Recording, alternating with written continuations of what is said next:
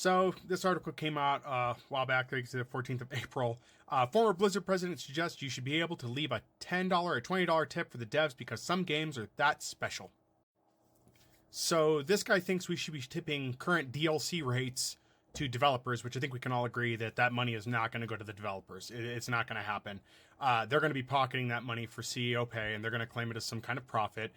Additionally, they're asking us to tip so they can pay their developers because they're just not paying them. Is that what's happening here? I mean, is that where we're at? I've said this before. The video game industry makes more money than the film industry.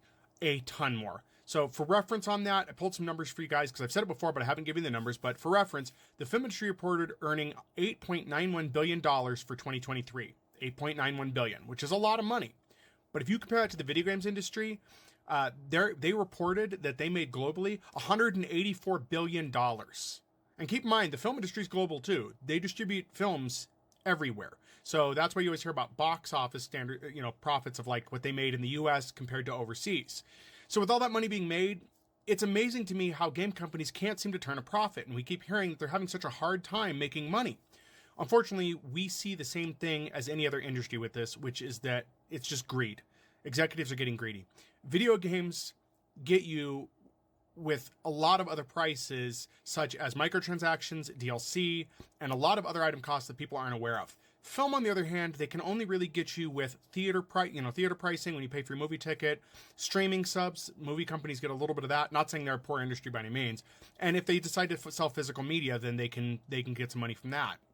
But the video games industry keeps getting worse and worse as these executives keep squeezing the customers for more and more money. And this is just another portion of that. So I want to give you guys some more direct information on something to give you an idea how all these companies do.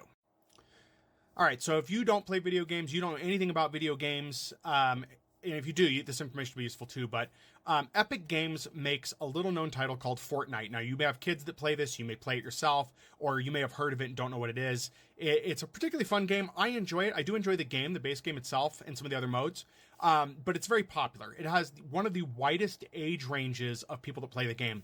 So Fortnite has done exceptionally well for Epic, and if you didn't know, Epic Games uses Fortnite as their kind of preview for Unreal Engine. It's kind of like their product tester, right? So a lot of game companies use Unreal Engine to make their games. And so what's the best way to test that to allow a free play mode that shows off and showcases what they can do with that? But Fortnite earned Epic $5.7 billion in 2021. Those were the most recent numbers I could find, as the others are not clearly reported.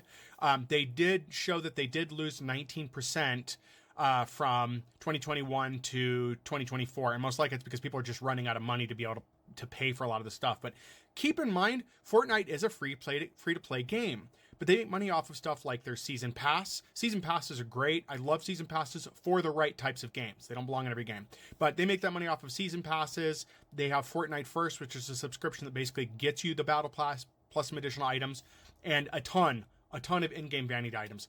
That is almost the lifeblood in terms of financials for Epic and for the player base. We love the cosmetics.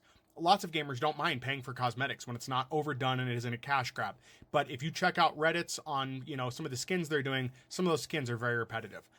But they will most likely rake in a ton more money, though, Epic will, because they recently have added some new modes. One of those was a Guitar Hero-esque mode. There has been a void for games like Guitar Hero since the PlayStation 2 era, just gone. Those games became exceptionally expensive to license. It looks like Epic found a way around that by selling the license to the songs for use in the game directly to the users.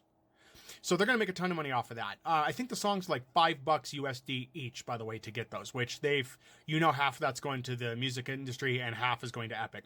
But they also added a Lego mode where they sell Lego sets in there that you can build in that Lego mode. And the Lego mode is fun. These modes are fun. Epic has a great formula with their Fortnite brand that they know what sells. They make a product that does exceptionally well. Now, that squeeze, if you will, is a lot lighter than what is happening compared to companies like EA and Ubisoft. And I'm going to try to wrap up quickly because I don't want to make this video too long, but both of those companies got in trouble for doing kind of loot box type stuff, which were random boxes that you bought with digital currency that you had to use real money to buy the digital currency, and they had random items in them. Sometimes it was a skin, sometimes it was, a weapon, something like that. And so it was akin to gambling because it was random. So a lot of people got hooked on buying for that random chance of winning something epic or amazing. And that got these companies in some trouble and got them a little regulated. We're saying a little because minors ran this, and minors gambling is illegal. That's not a thing that should happen. So it was seen as predatory, and they did get in trouble for that. But asking customers to tip under the guise of, we'll give it to the devs, don't worry, it's going to go to them, just show them they're doing a good job. And it's like, that's your job.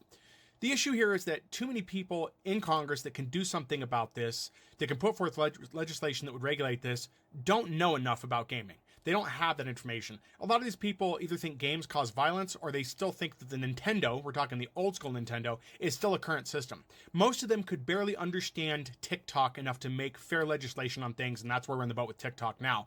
And that doesn't even begin to touch the issue of how there needs to be legislation that forces companies to keep making physical media, because that's another issue that affects film and games, is that lack of physical media. But anyway, I want to cut it there, guys. We're already about 6 minutes. So what are your thoughts on this? What are your thoughts on tipping developers?